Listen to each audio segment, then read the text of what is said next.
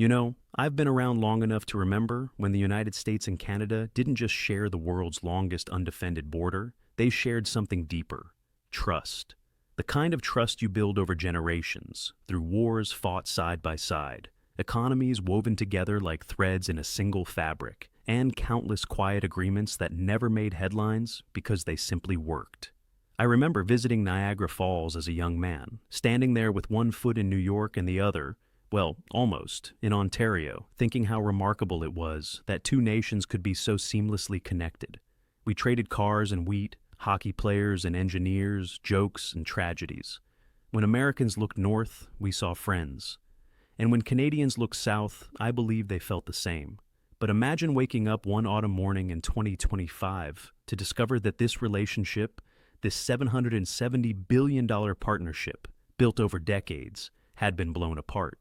Not by a policy disagreement hashed out in committee rooms, not by a security crisis or competing interests, but by a 30-second television commercial.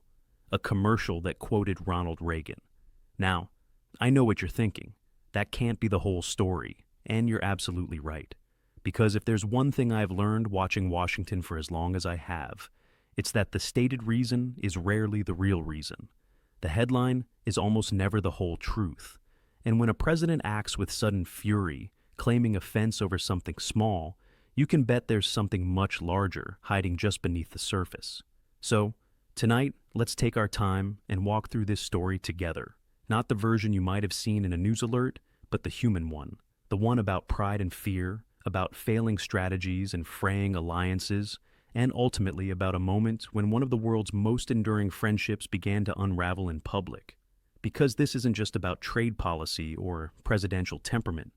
It's about what happens when a nation starts treating its oldest friends like adversaries, and what it means when those friends quietly decide they can no longer count on us the way they once did. Let me start with the spark, the thing everyone saw, the excuse that was given. In the fall of 2025, Ontario's provincial government, led by Premier Doug Ford, launched an advertising campaign. Now, Ontario's economy has been taking hit after hit from American tariffs, especially in the auto industry, where so many jobs depend on cross-border supply chains. Ford's government wasn't acting out of spite or mischief. They were acting out of desperation, trying to find some way to push back against policies that were gutting their manufacturing base. So, they did something clever, and as it turned out, something that would set off a diplomatic explosion. They put together a television ad using audio from a 1987 radio address by Ronald Reagan, a man revered in Republican circles, a figure whose name still carries an almost sacred weight in conservative America. In those old clips, you could hear Reagan's voice, that unmistakable warmth and firmness, warning about the dangers of high tariffs. He talked about how protectionism triggers retaliation, how it leads to trade wars, how markets shrink and industries collapse and people lose their jobs. And he said, the path forward wasn't to build walls around our economy, but to promote fair and free competition. Now, I remember that era. Reagan wasn't perfect, no president is. But he represented a kind of optimism, a belief that America was strongest when it was open, confident, engaged with the world. To hear his words in 2025, set against the backdrop of a very different kind of Republican administration, was jarring. It was like a voice from another time, quietly rebuking the present. Ontario didn't just run this ad on local Canadian stations. No, they were smart about it. They bought airtime in key American markets, time to run during the World Series, maximum visibility, right in front of millions of American voters, particularly conservative voters in states that mattered politically. The message was clear. Even your own hero, the man whose slogan your current president borrowed, believed you were headed down the wrong path. It was sophisticated, it was bold, and it spoke directly to Republican lawmakers and their constituents, bypassing the White House entirely. Ford's government was essentially saying, we're not the enemy here, listen to your own history. But that nuance, that careful political strategy, was entirely lost on, or more likely willfully ignored by, President Trump. Now, I've watched a lot of presidents react to criticism over the years. Some get quietly angry, some write careful rebuttals, some ignore it entirely, understanding that responding only amplifies the message. Donald Trump did none of those things. His response was immediate, public, and explosive. It started when the Ronald Reagan Presidential Foundation posted a complaint online, oddly enough mischaracterizing the ad by claiming it misrepresented Reagan's words, even though it was using Reagan's actual voice, saying things he actually said. But that complaint gave Trump all the ammunition he needed. He took to his social media platform and unleashed a volley of posts. He called the ad fake and fraudulent, which was a remarkable claim given that it featured authentic audio of a president speaking on record. In a stunning bit of historical revision, Trump claimed that Reagan had actually loved tariffs, which, if you lived through the 1980s, is about as true as saying he hated jelly beans. But here's what struck me most. Trump didn't distinguish between Ontario's provincial government and Canada's national government. That nuance, which matters enormously in a federal system, something we Americans should understand, was erased entirely. He blamed Canada. He blamed the Canadian government. He escalated what was a regional response to economic pain into a full-blown national confrontation. And then came the climax. In characteristic fashion, in all capital letters, he declared, "Based on their egregious behavior, all trade negotiations with Canada are hereby terminated." Just like that, decades of partnership, billions of dollars in commerce, millions of jobs on both sides of the border, put on hold, supposedly because of a television commercial. Now, when I first heard about this, my reaction wasn't shock at the decision itself. I'd seen enough of this president's pattern to know that abrupt announcements, especially ones made in anger on social media, were part of his governing style. What struck me was how transparent the excuse was, how flimsy the justification seemed when you stopped for even a moment to think about it. And apparently, I wasn't alone in that assessment, because here's the really telling detail. The financial markets barely blinked. Think about that for a second. The President of the United States announces he's terminating trade talks with America's largest trading partner, a move that, by any rational measure, should send economic shockwaves through the system. And the response from investors, from analysts, from the people who bet real money on these things? A collective shrug. Why? Because they'd learned to read the signals. They'd learned to distinguish between genuine policy and what one financial journalist called atmospherics. Trump's habit of waking up on the wrong side of the bed and treating international relations like a personal grievance. The markets had become, in a word, numb to the chaos. They assumed this was theater, a temporary tantrum, and that cooler heads would eventually prevail. They were probably right about that. But here's what troubles me, and what I want us to think about together.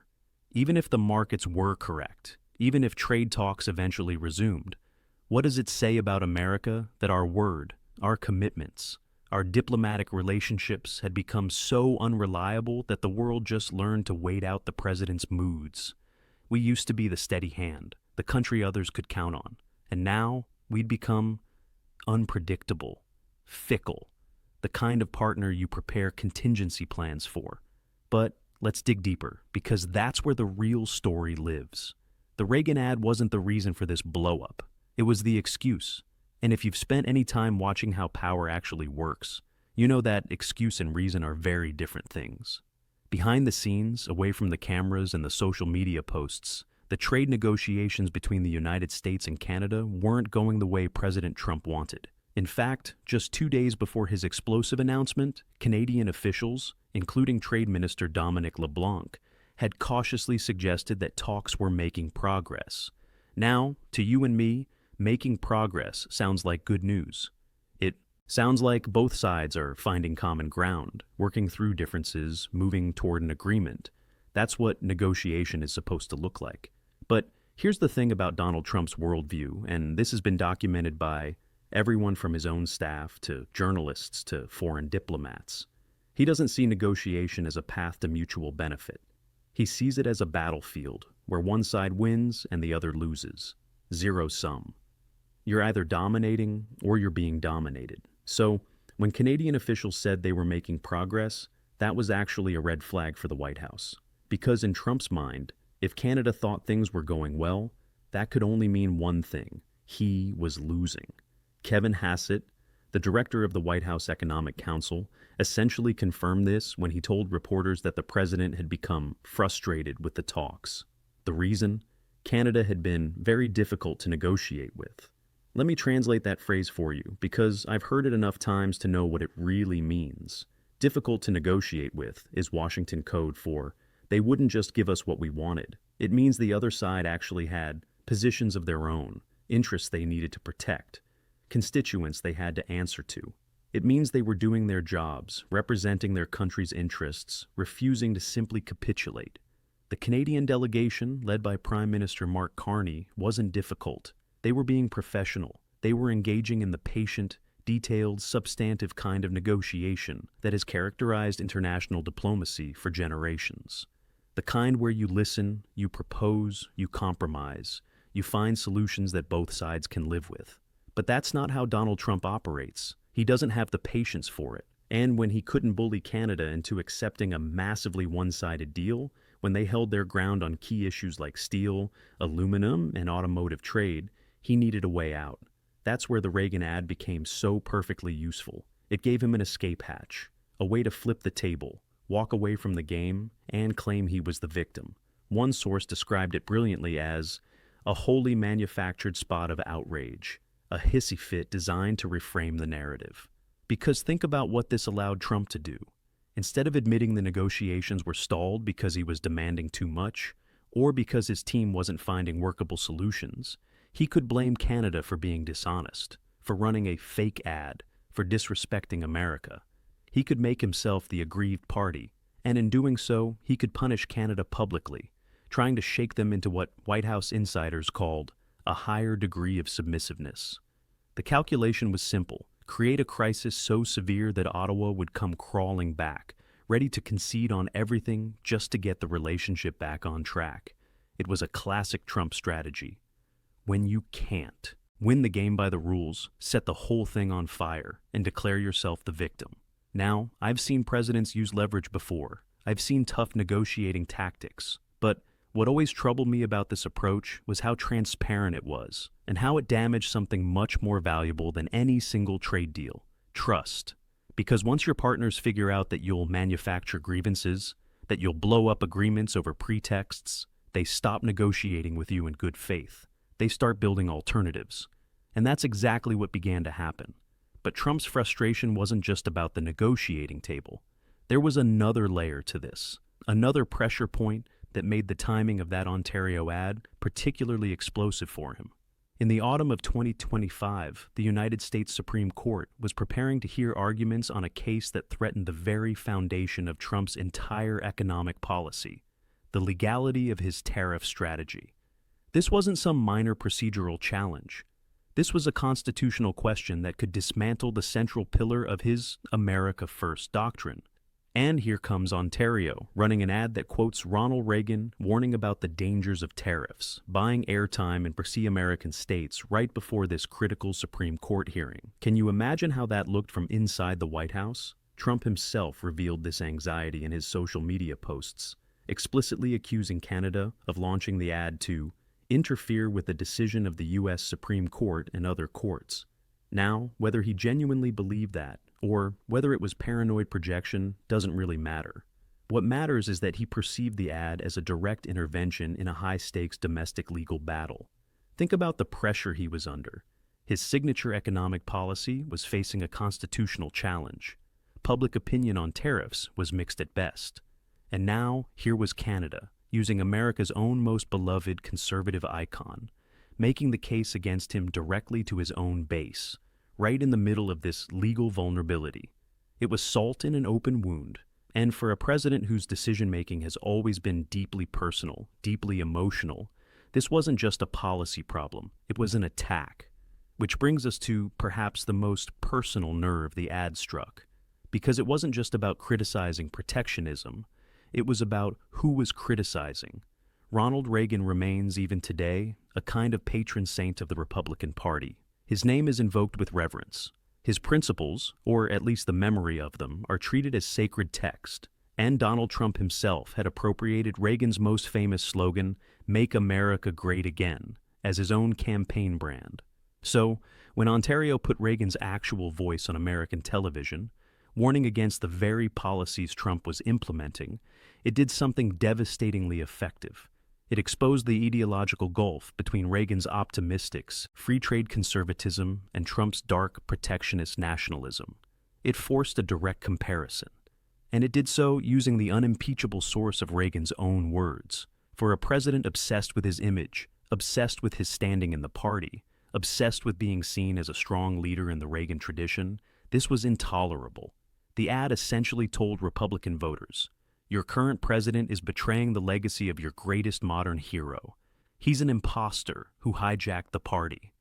That message, broadcast during the World Series when millions were watching, couldn't be allowed to stand. The egregious behavior Trump cited wasn't really about trade dishonesty. It was about this unforgivable offense against his ego and his legitimacy. Now, contrast Trump's reaction with how Canada responded to all this chaos, because the difference is instructive.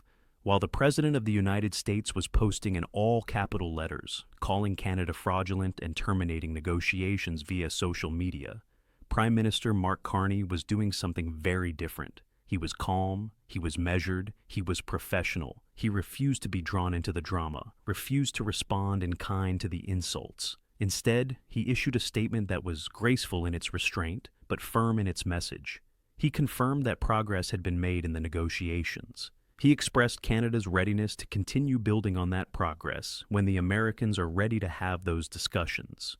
It was the quintessential adult in the room posture, and I think a lot of us recognized it, because we've been in situations, maybe in our families, maybe in our workplaces, where someone flies off the handle and you have to decide whether to match their energy or remain steady. Carney chose steady, but he also said something else, something that I think will echo for years and may mark a real turning point in North American relations. He said, and I want you to really hear this, the trade risk from the United States is now similar to the risks that we face with China. Let that sink in for a moment. The Prime Minister of Canada, our neighbor, our ally, the country we've fought beside in every major conflict for over a century, publicly stated that America had become as unpredictable, as dangerous to their economic security, as an authoritarian regime on the other side of the world. When I first heard that, I'll admit, it stung. Because I remember an America that was the steady one, the reliable one. We were the country others could count on. Our words meant something. Our treaties lasted across administrations because we understood that our credibility was more valuable than any short-term advantage. But Carney's assessment wasn't based on rhetoric. It was based on a bitter experience. Canada had learned the hard way that loyalty to the Trump administration was a one-way street. The case that crystallized this lesson was the arrest of Meng Wanzhou, an executive with the Chinese telecom giant Huawei. At the request of the United States, Canada arrested her in Vancouver, setting off a massive diplomatic crisis with China. Beijing retaliated immediately and viciously. They arrested two Canadian citizens, Michael Kovrig and Michael Spavor, who came to be known as the Two Michaels, in what was clearly hostage diplomacy, a message that if Canada was going to do America's bidding, there would be consequences. And what did the Trump administration do? How did America support its ally, who had stuck its neck out, who had taken a real risk at our request? Virtually nothing. No meaningful diplomatic support. No leverage applied on Canada's behalf. The Canadians were left to twist in the wind, facing China's wrath alone. If you were Prime Minister Carney or any Canadian official who lived through that experience, what lesson would you draw? The lesson is brutal and clear. America under Trump cannot be counted on. Partnership is transactional. Loyalty flows one direction. And when things get difficult, you're on your own. So, when Carney compared the U.S. to China, he wasn't being hyperbolic. He was being honest. Both countries had become unreliable actors, willing to upend relationships on a whim, pursuing narrow self-interest without regard for partnerships or principles. And Canada began making the most significant strategic pivot in generations. Even as this trade drama was unfolding, Prime Minister Carney was on a trip to Asia. The timing wasn't coincidental. It was a message. Carney explicitly stated that the trip was about building new partnerships with the economic giants of Asia. Japan, South Korea, nations in the Trans-Pacific Partnership. Canada, for the first time in decades, was actively building alternatives to its dependence on the American market. Now, this isn't just about finding new customers for Canadian lumber or wheat. This is a fundamental reorientation of Canadian strategic policy. For 75 years, the entire architecture of Canadian economic, defense, and foreign policy has been built on one bedrock assumption: that the United States is reliable, that we share interests, that the partnership is permanent. That assumption is now dead. And when assumptions that fundamental collapse, everything else has to be rebuilt. What makes this even more significant is that Canada isn't alone. Similar conversations were happening in Berlin, Brussels, Tokyo, Seoul. The European Union was pursuing its own trade deals, building regulatory frameworks that explicitly reduce dependence on American markets and American goodwill. Japan was strengthening regional partnerships. All across the Allied world, leaders who had once looked to Washington for leadership were now developing what they called strategic autonomy, a polite way of saying, we can't count on America anymore, so we need to build systems that work without them. And here's the tragic irony. Trump believed he was using America's leverage to win better deals, to put America first and make other countries pay their fair share. But what he was actually doing was destroying the very source of American leverage, the trust, the credibility, the decades of built-up goodwill that made America the indispensable nation. Because America's power has never been purely economic or military, it's been our reliability, our willingness to uphold the rules even when it wasn't immediately profitable, our reputation for keeping our word across administrations and generations. That's what made others want to align with us, want to trade with us, want to follow our lead. And in just a few years, we've squandered it, over tariffs and tweets and manufactured outrages about television commercials. This is what I mean when I say we're watching the death of the American century play out. Not with a bang, but with a series of self-inflicted wounds that convince the world they need to move on without us. So, where did all this leave things in practical terms? The immediate result was the collapse of a nearly finalized agreement on steel and aluminum. Sources on both sides had indicated they were close, genuinely close, to signing something. And then it all fell apart over a presidential tantrum. Canada's official position remained clear. They were ready to resume talks whenever the United States was ready to have a serious conversation. The door was open. But they weren't going to beg, and they weren't going to panic. They'd learn to wait out the storms and plan for a future where America might not be the partner it once was. You know, I think about my own life, the relationships I've valued most, the friendships that lasted decades, and I think about what it takes to break that kind of trust. Usually it's not one big betrayal, it's a pattern. It's the slow realization that the person you thought you knew, the person you counted on, isn't that person anymore. Or maybe they are, but they've decided you don't matter as much as their own immediate interests. That's what happened here. The Reagan ad wasn't the cause. It was the moment when Canada looked at its oldest friend and realized this relationship has fundamentally changed, and we need to protect ourselves. The real reason Trump pulled the Canada trade deal was a complex mix of wounded ego, failing negotiations, domestic political fear, and a president who genuinely doesn't understand the difference between extracting short-term concessions and building long-term partnerships. He needed a scapegoat for a negotiation he couldn't dominate. He needed to distract from legal vulnerabilities at home. He needed to punish Canada for the unforgivable sin of using Ronald Reagan's own words to expose the contradictions in his policies. And he needed, as he always does, to be seen as strong, as winning, even if that meant burning bridges that took generations to build.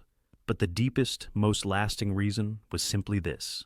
The episode was proof that America, under this kind of leadership, is no longer a reliable partner. And once that reality sets in, everything changes. I've lived long enough to remember an America that was different. An America that understood its strength came not from bullying, but from being the country others wanted to be. Wanted to work with, wanted to trust. We led not because we were the loudest or the most aggressive, but because we kept our promises and understood that lifting others up ultimately lifted us as well. That America can come back, but not without honest reckoning, not without understanding what we've lost and why, not without remembering that leadership is about more than winning every transaction. It's about building something that lasts beyond any one person's presidency. So, as we think about this story, this hidden truth behind a trade deal that collapsed over a television commercial, maybe the real question isn't about Trump or even about Canada.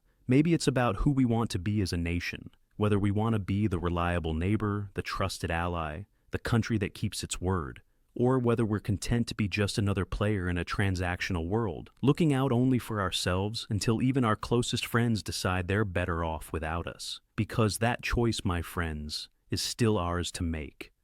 The next chapter of America's story hasn't been written yet, but it will be written by what we do, what we demand from our leaders, and whether we remember that in this interconnected world, going it alone isn't strength, it's just loneliness. If this story gave you something to think about, if it reminded you of what partnership really means and what we risk when we treat it carelessly, then I hope you'll stay part of this conversation. Hit that like button, subscribe to the channel, and share your thoughts in the comments below. I read everyone, and I learned from your perspectives. Your memories of what America has been, your hopes for what it still could be. Let's keep talking, calmly and honestly, about the country we all still care about. Because the conversation, as I said at the start, is far from over. The story continues, and we all have a role in how it ends. Thank you for your time tonight. Until next time, take care of yourselves and each other.